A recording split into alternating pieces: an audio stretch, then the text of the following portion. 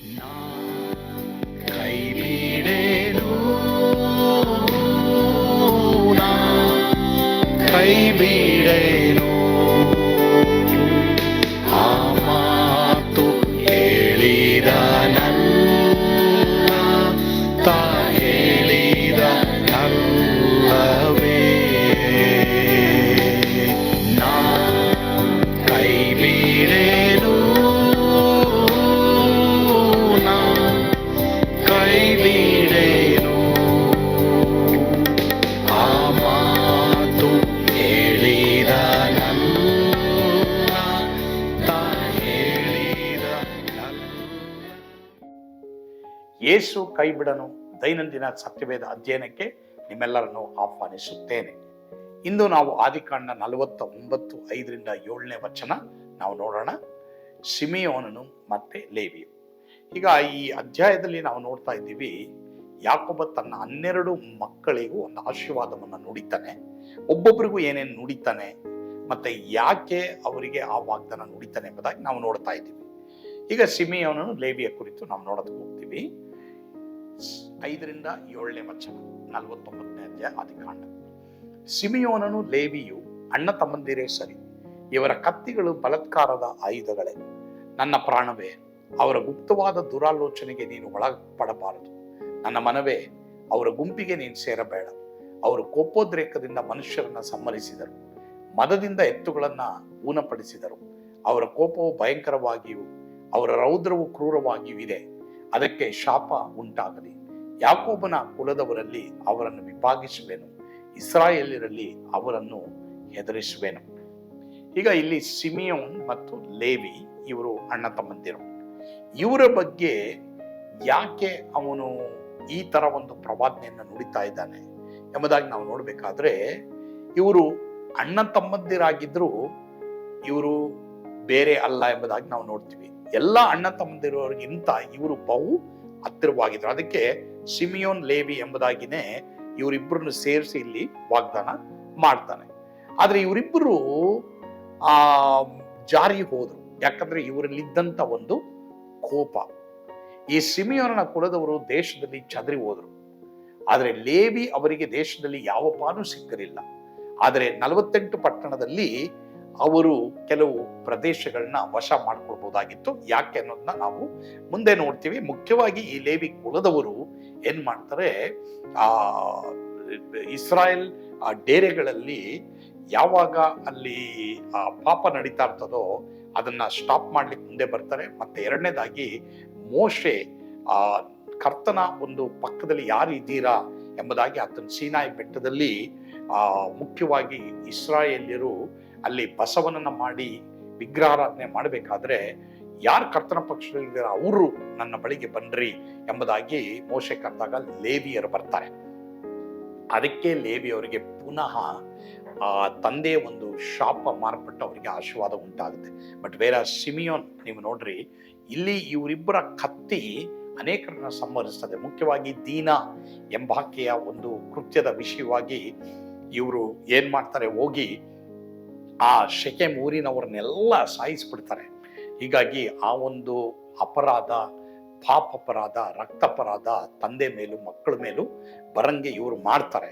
ಹೀಗಾಗಿ ಅಲ್ಲಿ ತುಂಬಾ ಒಂದು ಯಾಕೋಬನಿಗೆ ಕಷ್ಟ ಉಂಟಾಗುತ್ತೆ. ಅದಕ್ಕೆ ಯಾಕೋಬ ಈ ಮಾತನ್ನ ನುಡಿತಾನೆ. ಅಂದ್ರೆ ಯಾವತ್ತೇ ಆಗಲಿ ಯಾವುದೇ ಒಂದು ಕಾನೂನನ್ನ ನಾವು ಕೈಗೆ ತೆಗೆದುಕೊಳ್ಳದ ಹಾಗೆ ನಾವು ಕೆಲವು ಸಲ ಕೆಲವು ಕಾರ್ಯಗಳನ್ನ ದೇವರಿಗೆ ಬಿಡಬೇಕಾಗುತ್ತೆ, ಅಥವಾ ಕೆಲವು ಸಲ ನಾವು ಬುದ್ಧಿವಂತರಾಗಿ ಯಾವ ಅಧಿಕಾರಿಗಳ ಹತ್ರ ಹೋಗಿ ನಮ್ಮ ಸಮಸ್ಯೆಗಳನ್ನ ನಾವು ಬಗೆಹರಿಸ್ಕೊಳ್ಬೇಕೋ ದೇವರು ಅದಕ್ಕ ಆದಂತ ಅಧಿಪತಿಗಳನ್ನ ನಮ್ಗಿಟ್ಟಿದ್ದಾರೆ. ಉದಾಹರಣೆಗೆ ನೀವು ಲೂಕನ್ ಬರೆದ ಸುವಾರ್ತೆ 18ನೇ ಅಧ್ಯಾಯದಲ್ಲಿ ಓದೋದಾದ್ರೆ, ಒಂದು ವಿಧವೆ ಇರ್ತಾಳೆ, ಆಕೆಗೆ ನ್ಯಾಯ ಇರಲ್ಲ.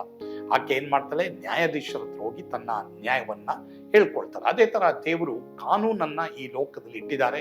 ಹೀಗಾಗಿ ಕೆಲವು ವಿಷಯಗಳನ್ನ ನಾವು ಕಾನೂನಿಗೆ ಅನುಗುಣವಾಗಿ ನಡಿಬೇಕಾಗುತ್ತೆ, ಮಾತ್ರವಲ್ಲದೆ ಕೆಲವು ಕಾರ್ಯಗಳನ್ನ ದೇವರಿಗೆ ಬಿಡಬೇಕಾಗುತ್ತೆ. ನನಗೆ ಗೊತ್ತಿಲ್ಲ ಯಾವ ಸಿಚುವೇಶನ್ ನಿಮ್ಗೆ ಅನ್ಯಾಯ ಆಗಿದೆ, ನೀವೇ ಏನಾದರೂ ಕಾನೂನು ಎತ್ಕೊಳ್ತಾ ಇದ್ರೆ ನೋಡಿ, ಲೇವಿ ಮತ್ತು ಸಿಮಿಯೋನ್ ಕತ್ತಿಯನ್ನ ಅವ್ರು ಎತ್ಕೊಂಡ್ಬಿಟ್ರು. ಅವರು ತೆಗೆದುಕೊಂಡು ಆ ಶೆಕೆಮ್ ಊರಿನವರೆಲ್ಲರೂ ಅವರು ಕೊಲೆ ಮಾಡಿಬಿಟ್ರು. ಅದು ಯಾಕೋಬನ ಒಂದು ಮನಸ್ಸನ್ನ ದುಃಖಪಡಿಸಿತು, ಮಾತ್ರವಲ್ಲದೆ ಶಾಪಕ್ಕೆ ಅದು ಕಾರಣವಾಗುತ್ತೆ. ಒಂದು ವೇಳೆ ಆ ರೀತಿ ನೀವು ಮಾಡಿದ್ದೇ ಆಗಿದ್ರೆ, ಮುಯ್ಯಿಗೆ ಮುಯ್ಯಿ ನೀವು ತೀರಿಸಿದ್ದೇ ಆಗಿದ್ರೆ, ದೇವರ ಹತ್ರ ಕ್ಷಮೆ ಬೇಡ್ರಿ. ಮಾತ್ರವಲ್ಲದೆ ದೇವರೇ ನನ್ನ ಕ್ಷಮಿಸಬಹುದಾಗಿ ಹೇಳ್ರಿ. ಕರ್ತನ ಖಂಡಿತವಾಗಿ ನಿಮ್ಮನ್ನ ಕ್ಷಮಿಸುವವರಾಗಿದ್ದಾರೆ. ಮಾತ್ರವಲ್ಲದೆ ನಿಮಗೆ ದೇವರು ಪುನಃ ಕಳ್ಕೊಂಡಂತ ಆಶೀರ್ವಾದವನ್ನ ಕೊಡೋರಾಗಿದ್ದಾರೆ. ಕರ್ತನು ನಿಮ್ಮನ್ನು ಆಶೀರ್ವದಿಸಲಿ. ಆಮೇನ್. ಪ್ರಾರ್ಥಿಸೋಣವಾ. ನಮ್ಮನ್ನು ಬಹಳವಾಗಿ ಪ್ರೀತಿ ಮಾಡಿದಂತ ನಮ್ಮ ಸ್ವರ್ಗೀಯ ತಂದೆ ಆದವರೇ, ನಿಮಗೆ ಸ್ತೋತ್ರ. ಹೌದಪ್ಪ, ಲೇವಿ ಮತ್ತೆ ಸಿಮಿಯೋನ ಹಾಗೆ ನಾವು ಕೋಪೋದ್ರೇಕದಿಂದ ಇರಬಾರ್ದು. ದೇವರೇ, ನಮಗೆ ಅನ್ಯಾಯ ಆದ್ರೂ ನಾವು ಯಾವ ರೀತಿ ಅದನ್ನ ಬಗೆಹರಿಸ್ಕೊಳ್ಬೇಕೆಂಬುದಾಗಿ ನಮ್ಗೆ ಇವತ್ತು ತಿಳಿಯಪಡಿಸಿದ್ದೀಯಾ. ಕೆಲವರಿಗೆ ಕೋರ್ಟ್ ಕೇಸ್ಗಳಿರ್ಬೋದು, ಕೆಲವರಿಗೆ ಅನ್ಯಾಯವಾಗಿ ಆಸ್ತಿ ಅವರು ಕಳ್ಕೊಂಡಿರ್ಬೋದು, ಅಥವಾ ಅವರ ಹಕ್ಕನ್ನು ಕಳ್ಕೊಂಡಿರ್ಬೋದು. ಅದಕ್ಕೆ ಕಾನೂನಿನ ಒಂದು ಚೌಕಟ್ಟಿದೆ. ಮಾತ್ರವಲ್ಲದೆ ದೇವರೇ, ನೀನೇ ನ್ಯಾಯವನ್ನ ಸ್ಥಾಪಿಸುವವರಾಗಿದ್ದಿ. ನಮಗೆ ಲೋಕದಲ್ಲಿ ನ್ಯಾಯ ಸಿಗದೆ ಹೋದ್ರು ನಮಗೆ ನೀನು ನ್ಯಾಯ ಕೊಡುವಂತ ದೇವರಾಗಿದ್ದೆ. ಯಾರ್ಯಾರು ಇವತ್ತು ಕೋರ್ಟ್ ಕೇಸ್ಗಳಲ್ಲಿ ಇದ್ದಾರೆ, ಯಾರ್ಯಾರು ಜಮೀನುಗಳು ಕಳ್ಕೊಂಡಿದ್ದಾರೆ, ಅಥವಾ ಸ್ವಂತ ಮಕ್ಕಳಾಗಿ ದೇವರೇ ತಮ್ಮ ಕುಟುಂಬದಲ್ಲಿ ಅನೇಕ ತರದ ಗಲಭೆಗಳನ್ನ, ತೊಂದರೆಗಳನ್ನ ಅನುಭವಿಸ್ತಾ ಇರ್ಬೋದು, ಅನ್ಯಾಯ ಆಗಿರ್ಬೋದು. ಯಾರು ಅಷ್ಟೇ ದೇವರೇ, ಅದಕ್ಕೆ ದೇವರೇ ಆ ಕತ್ತಿಯನ್ನು ತೆಗೆದುಕೊಳ್ಳೋದಾಗಲಿ, ಕೊಲೆಗೆ ಹೋಗೋದಾಗ್ಲಿ, ಅಥವಾ ಕೆಟ್ಟದನ್ನ ಮಾಡೋದಾಗ್ಲಿ, ಅದಕ್ಕೆ ಮುಂದೆ ಹೋಗೋದಾಗೆ ದೇವರ ಕೈಯಲ್ಲಿ ಒಪ್ಪಿಸಿಕೊಡುವ ಕೃಪೆ ಕೊಡಪ್ಪ. ಯೇಸುವಿನ ಹೆಸರಿನಲ್ಲಿ ಅವರಿಗೆ ಜಯ ಕೊಡು. ಕೋರ್ಟ್ ಕೇಸ್ಗಳಲ್ಲಿ ಅವರಿಗೆ ಜಯ ಕೊಡು. ಸ್ತುತಿ, ಘನ, ಮಾನ, ಮಹಿಮೆ ನೀವೊಬ್ಬರೇ ಹೊಂದಿಕೊಳ್ರಿ ಸ್ವಾಮಿ. ಯೇಸುವಿನ ಹೆಸರಿನಲ್ಲಿ ಪ್ರಾರ್ಥಿಸ್ತೇವೆ ದೇವರೇ. ಆಮೇನ್. ಕರ್ತನ ತಾನೇ ನಿಮ್ಮೆಲ್ಲರನ್ನ ಆಶೀರ್ವಾದ ಮಾಡಲಿ. ಸ್ವರ್ಗದ ಆನಂದ ನಿಮ್ಮೆಲ್ಲರನ್ನು ತುಂಬಿ ತುಳುಕಲಿ. ಆಮೇನ್.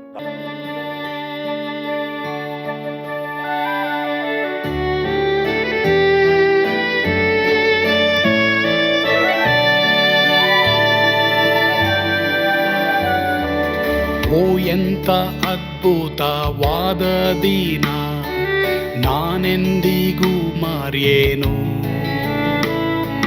ಪಾಪಂಧಕಾರದೊಳ್ ಅಲೆದೇನ, ರಕ್ಷಕನ ಕಂಡೇನು. ಕೋಮಲ ಕರುಣೆಯುಳ್ಳ ಯೇಸು ಎನ್ ಕೊರತೆ ನೀಗಿದ. ಕತ್ತಲೆ ಹೋಯಿತು, ಜ್ಯೋತಿಯು ಮೂಡಿತು, ನಾನೀಗ ಧನ್ಯನಾದೆ. ಸ್ವರ್ಗದ ನಂದ ಎನ್ನಾತ್ಮ ತುಂಬಿತು,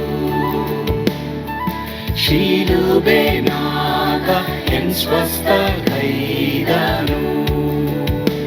ಎನ್ ಪಾಪ ತೋಳೆದ, ಈರುಳ ದಿನಕ್ಕೆ ತಿರುಗಿದ.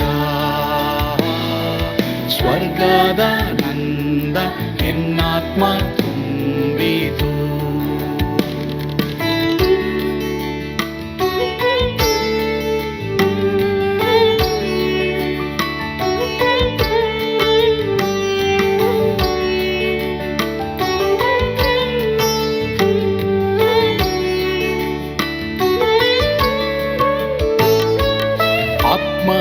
ನೂತನ ಜನ್ಮದಿಂದ ದೇವಪುತ್ರನಾದೇನು. ನೀತಿ ನಿರ್ಣಯವ ಹೊಂದಿದೇನು, ಭಾಗ್ಯವಂತನಾದೇನು. ಪಾಪಾತ್ಮನಾಗಿ ನಾ ಬಂದಾಗಲೇ ಆಶೀರ್ವಾದ ಸಿಕ್ಕಿತು. ಕೃಪೆಯ ಮೂಲವೇ ರಕ್ಷಣೆ ಹೊಂದಿದೆ, ಸುನಾಮ ಕೊಂಡಾಡುವೆ.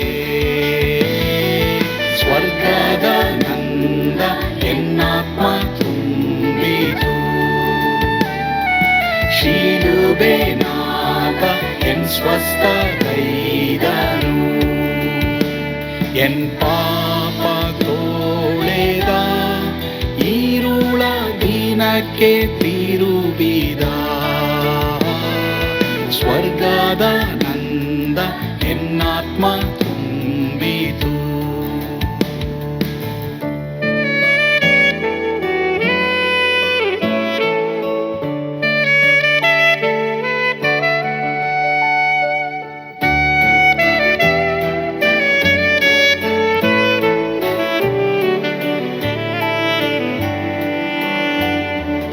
ಅನಂತ ನಿರೀಕ್ಷೆ ಏನಾಗಿದೆ, ಕಾಲವು ತೀರಲಾಗಿ. ಸ್ವರ್ಗದ ಭವ್ಯ ಬಿಡಾರದಲ್ಲಿ ನಿತ್ಯವಾಗಿ ಇರುವೆ. ಶಿಲುಬೆ ನನಗೆ ಆಶ್ರಯವೇ, ನಂಬಿಕೆಗಾಧಾರವೇ.